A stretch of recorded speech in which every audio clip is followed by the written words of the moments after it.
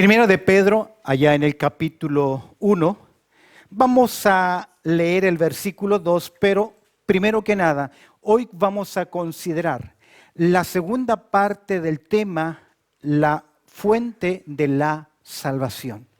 Déjame decirte algo, Pedro nos escribe a nosotros, a ti y a mí. Y en Primera de Pedro, capítulo 1, verso 2, dice lo siguiente. Está el texto en pantalla, por favor, lee conmigo. Dice el texto: elegidos según la presciencia de Dios Padre, en santificación del Espíritu, para obedecer y ser rociados con la sangre de Jesucristo. Gracia y paz os sean multiplicadas. Recordemos que Pedro está escribiendo a una comunidad que tiene problemas, que son tratados en el Imperio Romano como malhechores. Son acusados, abusados, están expatriados, son peregrinos, están esparcidos, al igual como el pueblo del Señor en esta tierra. Y al igual como los primeros destinatarios de esta carta, Pedro le está escribiendo a creyentes que de alguna otra forma están luchando, pasando por pruebas, por problemas, por tribulaciones. Santiago nos dice lo siguiente: tened por sumo gozo cuando os halléis en diversas pruebas. ¿Sabes que el término halléis significa que te salen al encuentro?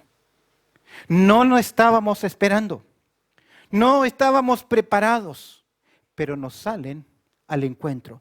Y Pedro nos dice, pueden tener esperanza, ya que Pedro les dice, a pesar de que ustedes son rechazados por el mundo, que tal vez bajo el estándar de ellos, ustedes son malhechores, son despreciables, siguen a un Cristo loco. Pedro les dice lo siguiente: no importa lo que el mundo piense de ustedes, ustedes deben saber una cosa, que son mi pueblo escogido. Yo los he elegido y tengo para ustedes un propósito especial. La fuente de nuestra salvación. Y ya consideramos al ver este versículo en el cual Pedro nos presenta la obra del Padre, la obra del Hijo y la obra también del Espíritu Santo, porque para que yo llegase a ser salvo, para que tú alcanzases la gracia de Dios. Y precioso cántico que nos compartía nuestro hermano, donde decía, gracias, gracias Señor. Es lo único que usted puede hacer frente a esta obra maravillosa. Dios desde la eternidad pensó en ti, ya que en primer lugar, usted y yo fuimos elegidos por el Padre. El Padre nos eligió. Y Pedro dice, no importa si ustedes están sufriendo, quiero que pongan este pensamiento en sus mentes. Son míos, me pertenecen. ¿Qué nos dice Pedro? Elegidos según qué? La presciencia de Dios.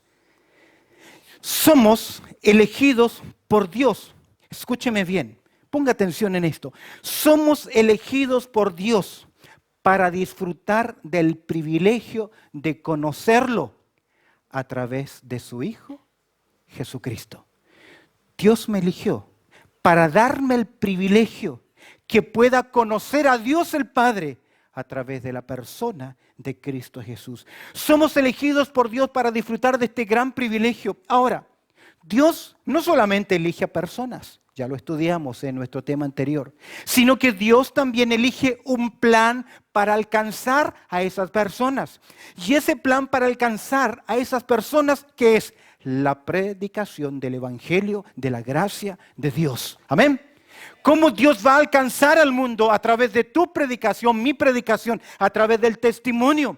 Pedro dice, fuimos elegidos según la presciencia de Dios. Ahora, la presciencia de Dios, este término, no significa omnisciencia. La palabra presciencia acá, como explicábamos en nuestro estudio anterior, significa que Dios no simplemente vio de antemano, representa su voluntad favorable. Este término que aparece acá, mira conmigo en tercer lugar o tercer punto, no significa omnisciencia, que Dios sí sencillamente ve desfilar las cosas que están pasando para ver cómo resultan y luego Él tomar una decisión. Ese no es el Dios de las Escrituras. El Dios de las Escrituras es un Dios soberano. Quiero citar a un querido hermano conocido por algunos de ustedes, se llama Evis Luis Carballosa. Comentando sobre este término, la presciencia de Dios, Carballosa, él dice lo siguiente, hablando de este término. Dios ha planeado, dice él. Dios ha decretado, hablando sobre la definición de este término. Dios ha planeado, Dios ha decretado, Dios ha elegido, que Dios ha escogido, que Dios tiene un plan eterno, perfecto, sabio, y que Dios está ejecutando ese plan. Y Dios desde la eternidad pensó en ti. Pero te alcanzó mediante la predicación del Evangelio. Por lo tanto, debemos estar tremendamente agradecidos que Dios en su gracia y en su misericordia nos haya incluido en esta esperanza viva, que sin que honestamente nosotros tuviésemos mérito alguno. De hecho, como dice 2 Timoteo, capítulo 1, verso 9, mira lo que dice. ¿Quién nos salvó? ¿Quién es el que nos salvó? Dios el Padre, Dios el Hijo, Dios el Espíritu Santo. ¿Quién nos salvó? Y llamó. ¿Cómo nos llamó? Mediante la predicación del Evangelio, con llamamiento que es santo, porque nos llamó para apartarnos, no conforme ¿a qué? A nuestras obras. No es meritocracia, no es que yo merezco ser un hijo de Dios y me enorgullezco acá y desprecio a los demás porque vengo a la iglesia. No te equivoques, la única diferencia con el resto del mundo es que Dios te miró con ojos de gracia y pensó en ti y te eligió. Porque nada bueno había en nosotros. ¿Qué dice Romanos capítulo 5, verso 8? Mas Dios muestra su amor para con nosotros, ¿qué? ¿Qué? Aunque siendo, ¿aún qué? Pecadores, desviados, violadores, maltratadores, hipócritas. Usted agregue los calificativos que quiera. Eso éramos. Y Dios tuvo gracia de ti. No conforme a qué? A nuestras obras, por el contrario, sino según el propósito suyo. Aquí vemos su voluntad soberana. Y la gracia que nos fue dada en Cristo Jesús, ¿cuándo? ¿Cuándo?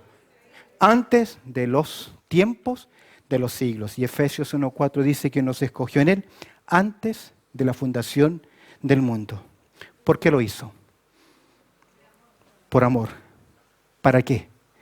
Para que le conozcamos a través de la persona de Cristo Jesús. Y Pedro nos dice, no importa lo que estés sufriendo, no importa lo que estás pasando, que te persigan, que te acusen, que te traten de malhechor, Dios ha pensado en ti. Y como cantamos, ¿somos qué? El pueblo de Dios. ¿Se gozan eso? Amén. Ahora, la fuente de nuestra salvación, Dios, el Padre, nos eligió. Segundo lugar, al mirar el versículo 2 vemos que en santificación del Espíritu. Significa esto que el Espíritu Santo nos santificó. Después de que el Dios el Padre en la eternidad pasada pensó en nosotros, nos eligió, el Espíritu Santo nos separa. El término separar, santificar, nos aparta, por así decir, como en una categoría especial. Esto no significa que hay un trabajo, esto significa que hay un trabajo previo de la obra del Espíritu Santo para llamarnos a nosotros. Algunos de ustedes, en nuestros países, en sus países, les hablaron del Evangelio. Y no les interesó, no importaba, pero al llegar acá, una crisis, una circunstancia, una necesidad, una pérdida, una invitación, un folleto, Dios pensó en ti y el Espíritu Santo comenzó a hacer su trabajo. ¿Cómo lo hace? No lo sabemos. Ahora, mis queridos, Dios el Espíritu Santo comienza a trabajar en nuestras vidas para que en algún momento de nuestra vida en esta tierra usted preste oído al Evangelio de la palabra de Dios, ya que Romanos capítulo 10, verso 17 dice que la fe viene por el ¿qué? oír. ¿Y el oír qué? La palabra de Dios. Ya les dije que ahí la palabra de Dios no significa el logos, sino el rema. Personas, el inconverso. Usted tuvo que oír claramente qué cosa, el evangelio de nuestro Señor Jesucristo, y usted responder positivamente en obediencia. Pero detrás de eso, ¿sabe quién estaba? El Espíritu Santo. Fue nuestro Señor Jesucristo hablando sobre el Espíritu Santo en Juan capítulo 16, verso 8, que dijo lo siguiente, hablando del Espíritu Santo: ¿cuándo qué? Él venga. ¿Quién tenía que venir? El Consolador, el Espíritu Santo. ¿Qué haría? ¿Qué iba a hacer? ¿Qué dice el texto? ¿Qué dice Juan capítulo 16, verso 8? Él va a ¿qué? Convencer. La palabra convencer significa demostrar, presentar de tal forma el argumento que la otra contraparte es incapaz de poder decir no. Queda incapacitado. ¿Quién lo hace? La obra del Espíritu Santo. Pero ¿cómo lo hace? ¿Cómo hace ese trabajo? El libro de Apocalipsis, en el capítulo 22, verso 17, y el Espíritu Santo, ¿y quién más? Y la esposa. ¿Quién es la esposa? La iglesia, los creyentes, ¿qué dicen? Dicen, ven, llaman al hombre. Es decir, que Dios va trabajando con usted, conmigo, el Espíritu Santo va tratando con el mundo a través de nuestro ministerio. ¿Para qué? Llamar a las personas a los pies de Cristo. Pablo pregunta en Romanos capítulo 10, ¿cómo oirán sin haber quien les predique? Toda iglesia debe tener un corazón misionero. Toda iglesia bíblica debe apoyar a misiones, porque Dios es un Dios misionero y su pueblo debe ser un pueblo misionero que apoyamos y llevamos el evangelio de Cristo Jesús. El Espíritu y la esposa dicen ven, y el que oye diga ven, y el que tiene sed ¿qué? Venga, y el que quiera tome del agua de la vida. ¿Cómo? Gratuitamente. ¿Sabes por qué? Porque por gracia sois salvos. Pero déjame decirte algo. Si el Espíritu Santo no trabaja en la vida de una persona, ¿cómo ésta va a venir a los pies de Cristo? Es aquí donde debemos entender, en primer lugar, que no somos nosotros quienes buscamos a Dios. Aunque cantamos tanto tiempo busqué y al fin te encontré, es aquí donde debemos entender que nosotros no buscamos a Dios. Miren Romanos capítulo 3, versículo 11. Romanos capítulo 3, verso 11 dice lo siguiente: no hay quien entienda. No hay quien busque a Dios. Nuestra naturaleza pecaminosa no nos acerca a Dios, pero de alguna forma soberana, Dios comenzó a trabajar en tu vida. ¿Puedes pensar en un momento cómo lo hizo Dios para llamarte? No todos tienen el privilegio que nuestros hijos tienen de oír el Evangelio desde pequeños. Algunos han pasado tantas cosas en la vida y ya casi en el ocaso de su vida, Dios les llama y tiene de ellos misericordia. Y a veces uno lucha, pero tienes que decir, Señor, te doy gracias. ¿Sabes por qué? Porque mi naturaleza no me lleva a Dios. Tu corazón, escúchame bien, no te lleva a Dios. Dice Isaías 53, verso 6. Usted lo conoce. ¿Qué dice? Todos nosotros nos descarriamos como ovejas. Y agrega, cada cual se apartó por su camino. ¿Recuerdas Proverbios capítulo 14 que dice, verso 12?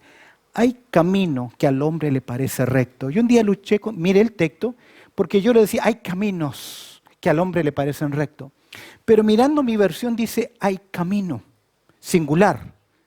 Es porque cada persona cree que su camino es el camino correcto. Eso es por naturaleza. Es por eso que el Espíritu Santo debe trabajar en el hombre. ¿Cómo trabaja el Espíritu Santo en la vida del hombre? Rápidamente. El Espíritu trabaja en primer lugar convenciendo a esa persona. Ya citamos Juan capítulo 16, verso 8.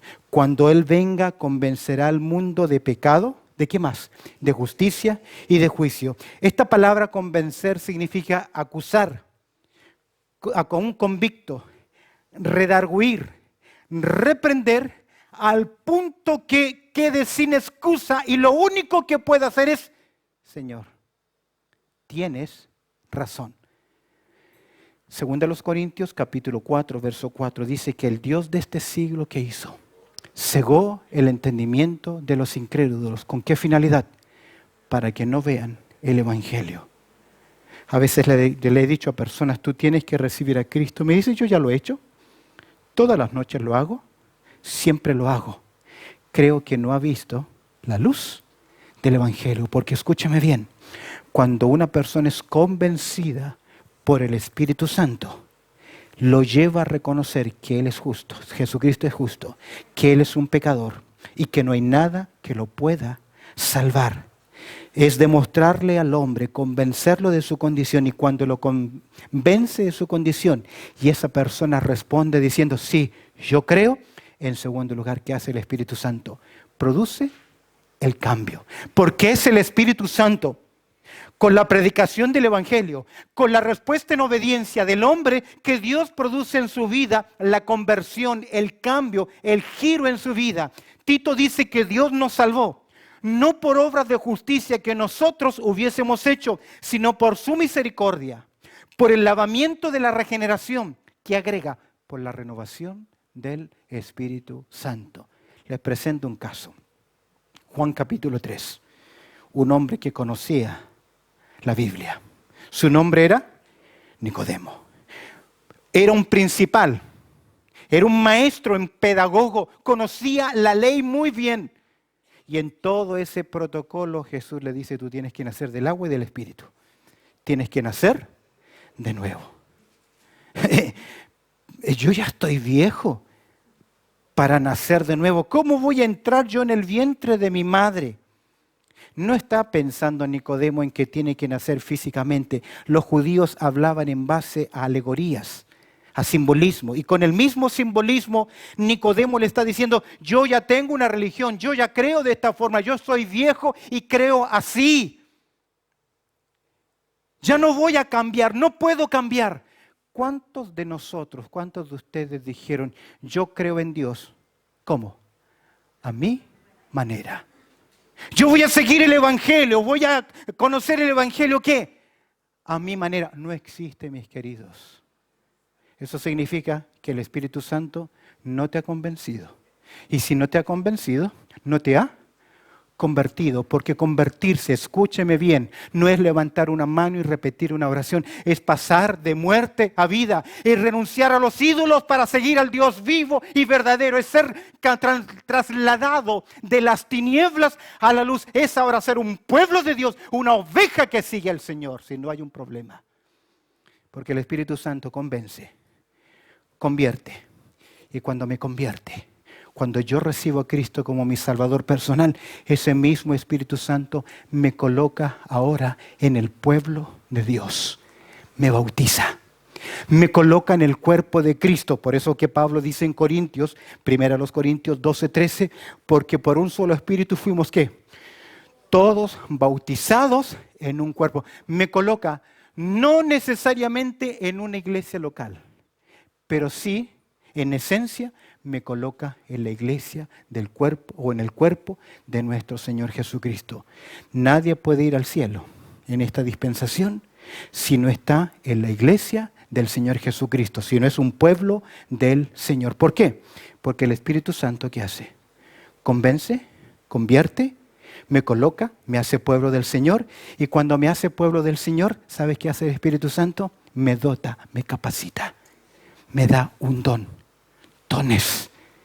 Dios te ha dado, el Espíritu Santo te ha dado una capacidad, un don, para que con esa capacidad, no una habilidad natural, usted es cerrajero, usted es carpintero, usted es constructor, podrá ayudar a la iglesia de una forma física, pero el don espiritual Dios te lo ha dado para que edifiques al pueblo del Señor, sirvas al pueblo del Señor con el don que Dios te ha dado. Cuando yo digo que soy una persona tremendamente tímida y que me cuesta hablar con personas y en público, nadie me cree. Pero yo tengo una personalidad muy tímida y en algunas áreas muy indecisa. Pero Dios me dio, ¿qué cosa? un don de poder comunicar.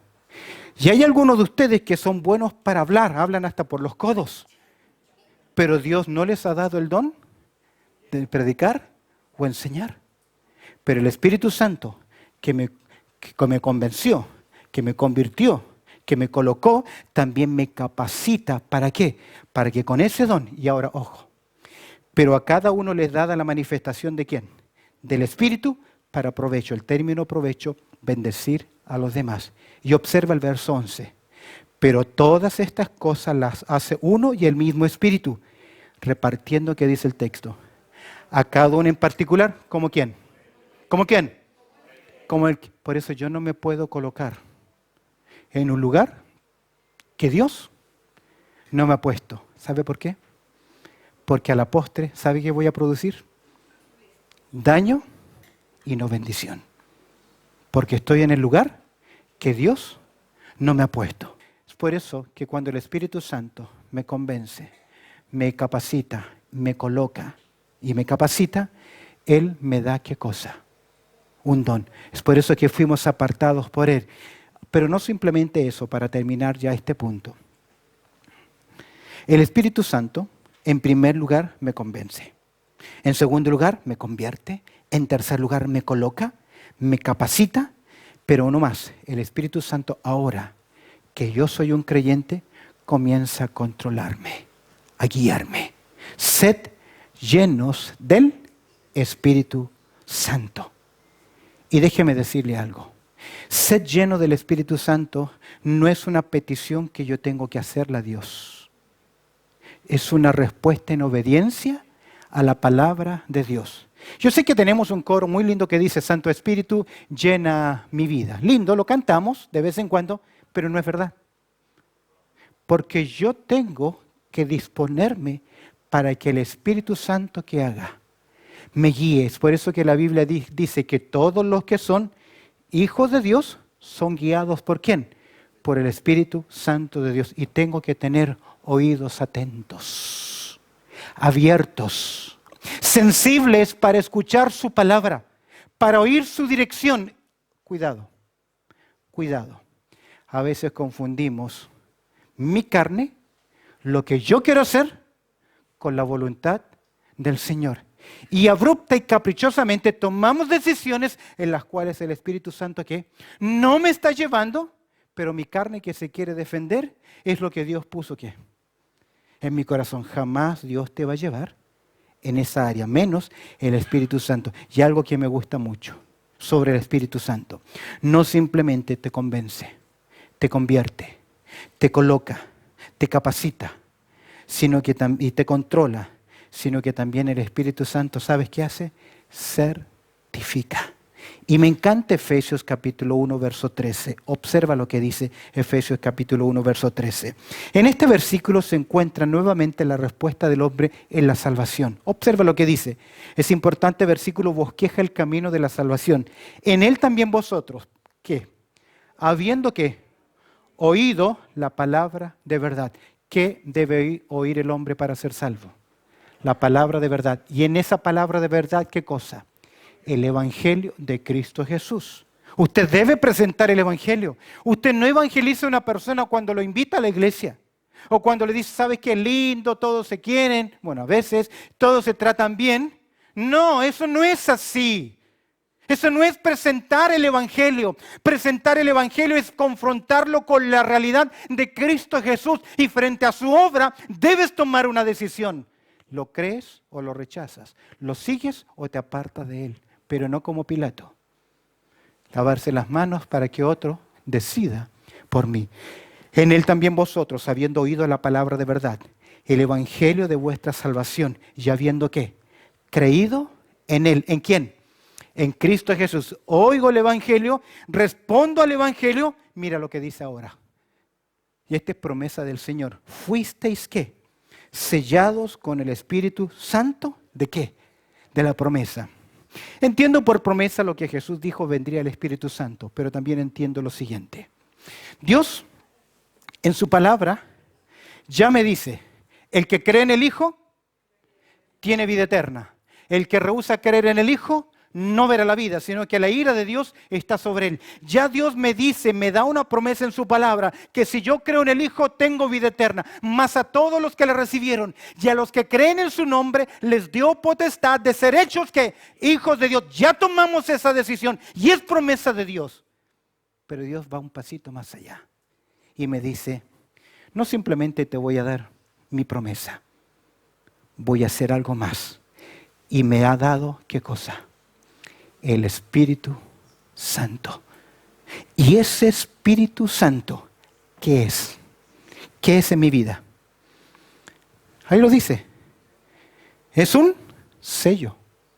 Porque fuisteis, ¿qué? Sellados. Fuimos sellados ¿con qué? Con el Espíritu Santo de la promesa.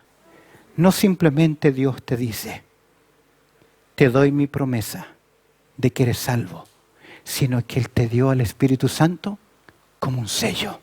Y ese sello significa que tú y yo, porque el Padre me eligió y el Espíritu Santo me santificó, me ha dado, no simplemente me llamó, me convenció, me buscó, me capacitó, sino que es el propio Espíritu Santo que certifica que tú, que yo somos ¿qué?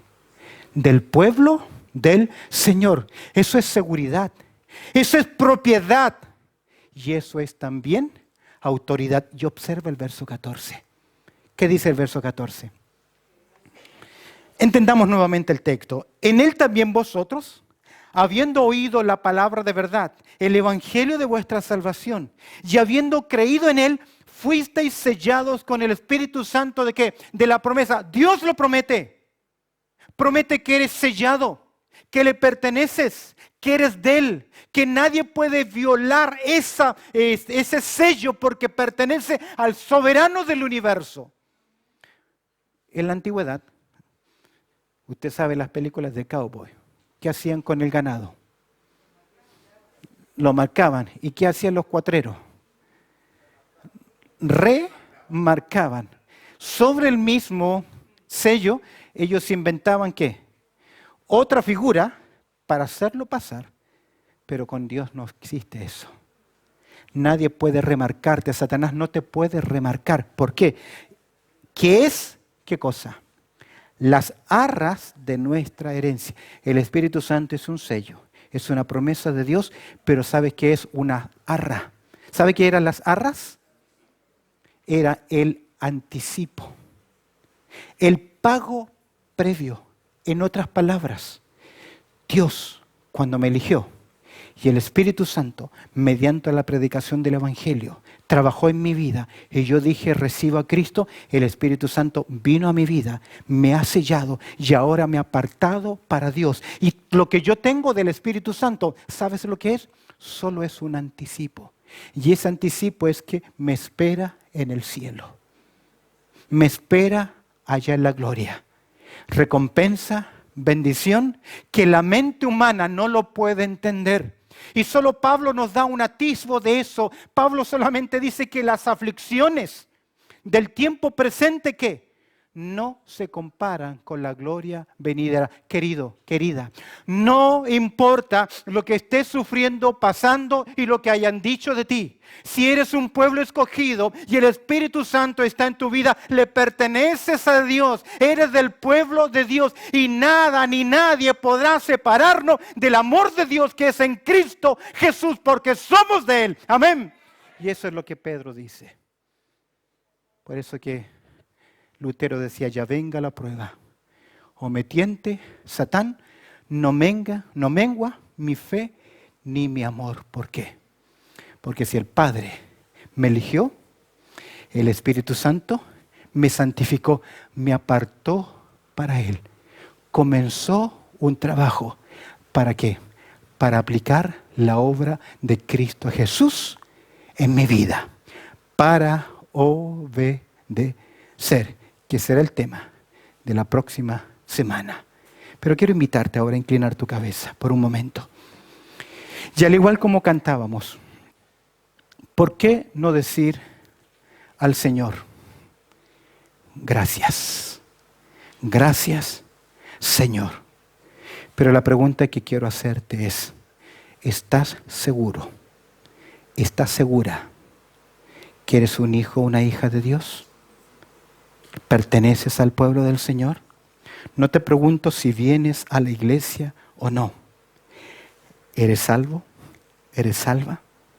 ¿Ya has conocido a Cristo como tu Salvador personal? Si no, ¿qué es lo que tienes que hacer? En un acto de fe, hoy, y ahí donde estás, decirle, responder a la voz del Espíritu Santo, a la voz de la predicación, al llamado del Evangelio, sencillamente decirle así: Jesús, hoy te recibo como mi Salvador personal. Si hay alguien en esta hora, al cerrar este servicio, al cerrar este sermón, aún no has recibido a Cristo como tu Salvador personal, te animo a que hoy ores conmigo ahí donde estás y le digas así: Jesús, dile así: Jesús, quiero ser de tu pueblo y sé que me estás llamando y tu Espíritu Santo está trabajando en mi vida. Y dile así: y hoy, en un acto de fe, abro la puerta de mi corazón y te recibo, Jesús, como mi Salvador personal. Dile así: te recibo, Jesús, como mi Salvador personal. Perdóname y ayúdame a seguir tus enseñanzas. No te equivoques con venir a la iglesia.